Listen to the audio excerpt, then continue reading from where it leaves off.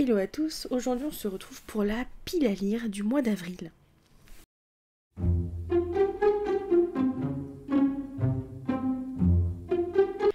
Alors j'ai été peut-être un peu optimiste quant à la quantité de livres et le nombre de pages. Après c'est pas au-dessus du nombre de pages que je lis par mois depuis le début de l'année. Donc peut-être que ça va le faire, ça va dépendre du rythme de lecture, parce que ce mois-ci il y a beaucoup de choses. Il y a premier festival burlesque avec participation. Et festival de métal en Vendée, où on a plus 20 ans de Tagada Jones, donc on verra si jamais je peux lire un peu là-bas, vu que le festival c'est que le soir, mais bon, je vais pas non plus passer ma journée à lire alors qu'on est en vacances avec mon chéri. Voilà, donc arrêtons de blablater, hydratons-nous, et c'est parti pour le début de la pile à lire. Donc, je vais commencer par vous présenter un livre, une saga qui n'est plus trop à présenter d'ailleurs sur cette chaîne. Il s'agit d'une âme de cendre et de sang de Jennifer L. Armentrout aux éditions de Saxus en format relié. Il est encore sous blister mais ce n'est plus pour très longtemps. Résumé, attention aux personnes n'ayant pas lu la saga, vous pouvez passer le résumé au cas où cela vous spoil, je n'en sais rien. Pour la sauver, il doit faire appel à ses souvenirs. Une grande puissance s'est levée, la reine de la chair et du feu est devenue l'originelle du sang et des os, la véritable originelle de la vie et de la mort.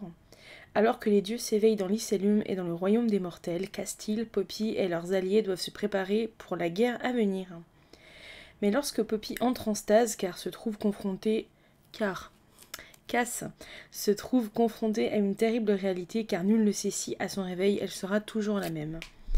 Sur le conseil d'un ami, il se jure de faire la seule chose qui permettra de sauver sa bien-aimée de l'oubli, lui parler. De la Perle Rouge en passant par la Forêt Sanglante jusqu'à New Haven, Castile se remémore leur histoire tout en lui révélant ses secrets sur lui-même que seul Kieran connaît.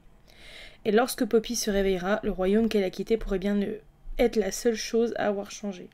Pourrait bien ne pas être la seule chose à avoir changé. J'ai du mal ce soir. Bref.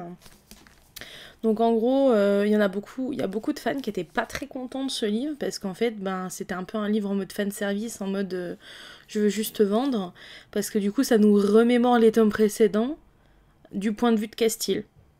Voilà, donc à voir ce que ça donne. Donc un bon petit bébé pour ce mois-ci à lire. Ensuite, nous sommes sur Les larmes de l'asphodèle de Nora Lake aux éditions Hurlevent. Il y a déjà un nom grec que j'arrive pas à dire, ça commence bien. Eurydice, nymphe des bois, tombe sous le charme d'Orphée, jeune prince aux multiples talents. Leur bonheur est malgré tout de courte durée, brisé par le décès tragique de la jeune mariée au lendemain de leurs noces. Orphée, fou de chagrin, va tout faire pour retrouver la femme qu'il aime, jusqu'à se rendre aux enfers et négocier son âme. Perséphone y règne aux côtés de son époux, le dieu Hadès. Quand Eurydice arrive dans son royaume, elle voit sa destinée prendre un chemin inattendu. Entre l'amour et la haine, la mort et le vivant, redécouvrez le mythe d'Eurydice et Orphée sous la plume envoûtante de Nora Lake, l'autrice de Des cendres sur tes mains. Voilà. On va voir ce que ça donne. C'est un mythe grec que je connais pas vraiment. Qui va être remanié par Nora Lake, que je n'ai encore jamais lu non plus.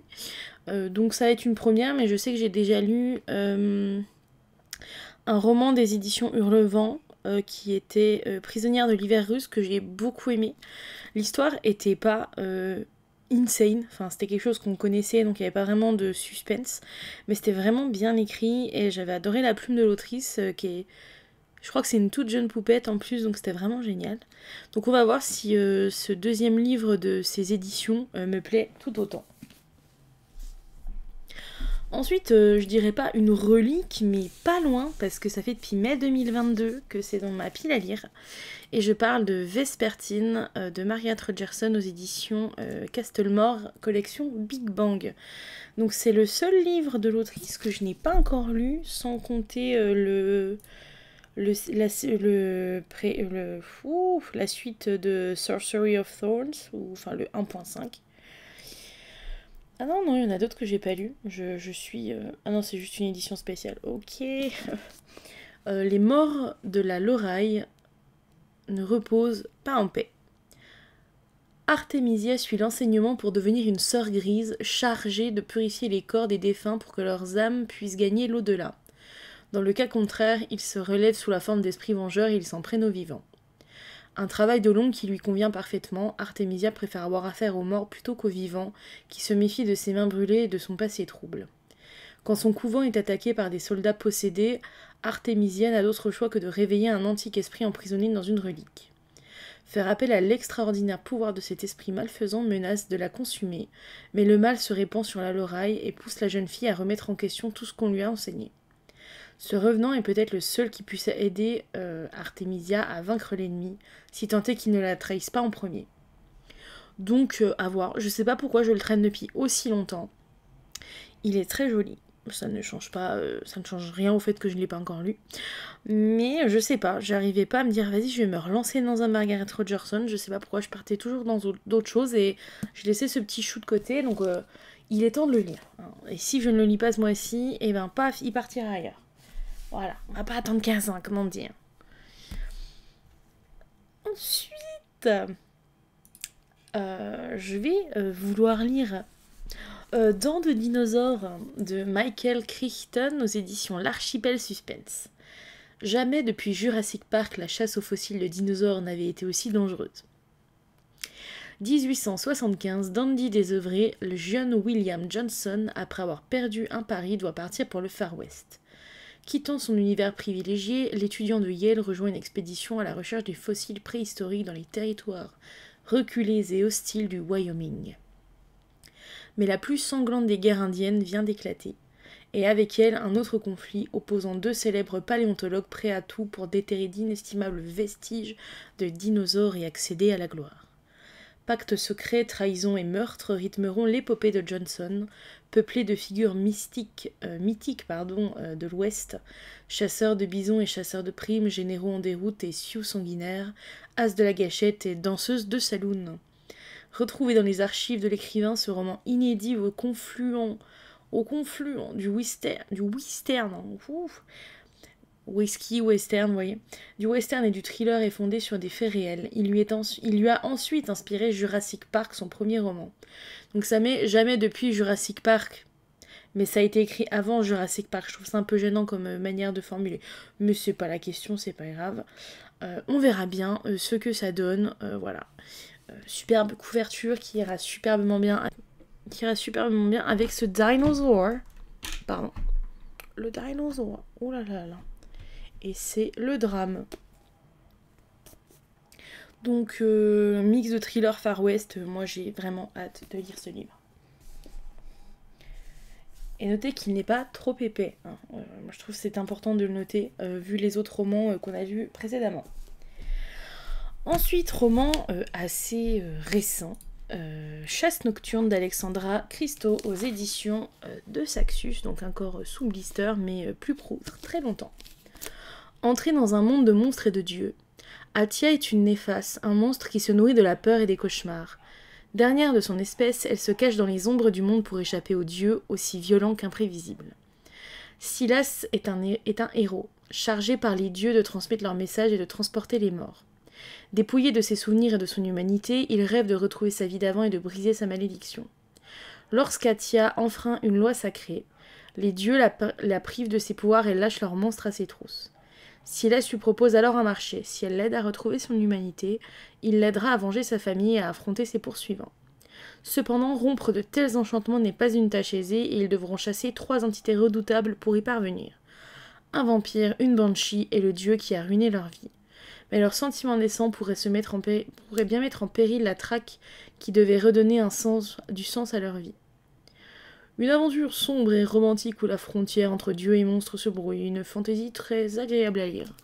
Alors à voir parce que je vois pas des notes dingo quand même en ce moment sur Livre Addict. Donc je me ferai mon avis parce que j'ai déjà lu un roman de cette autrice qui n'est autre que Le Royaume assassiné, que j'avais beaucoup aimé. Donc je me ferai mon avis sur le roman.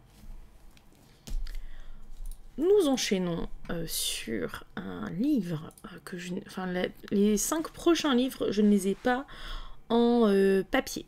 Voilà, je les aurai en numérique ou en audio. Dans La vie des pantins de T.J. Klune. Pénétrez dans une forêt étrange et suivez le voyage extraordinaire d'une famille faite de pièces détachées.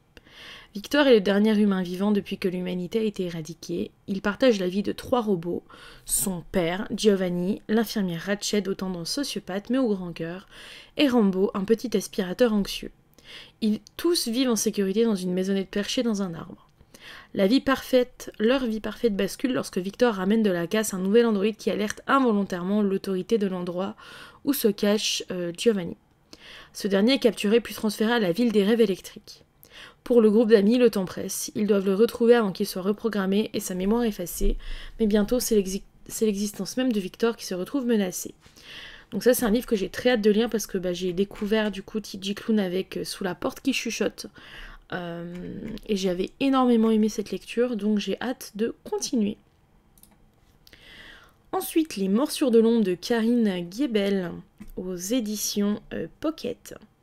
Elle est belle, attirante, disponible. Il n'a pas hésité à la suivre pour prendre un dernier verre.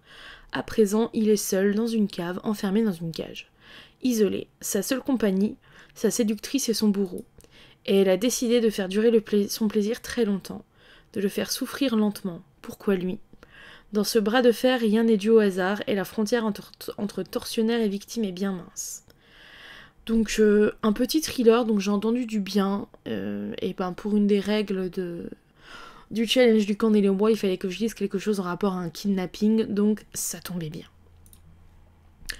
Ensuite, le roman de Renard d'un auteur anonyme, celui-ci aux éditions L'École des loisirs classiques. Renard a faim d'anguille, de jambon ou d'andouille, mais rien ne le régale davantage que de duper les autres. Tibère le chat, le loup isengrin, le lièvre couard et même le roi noble le lion.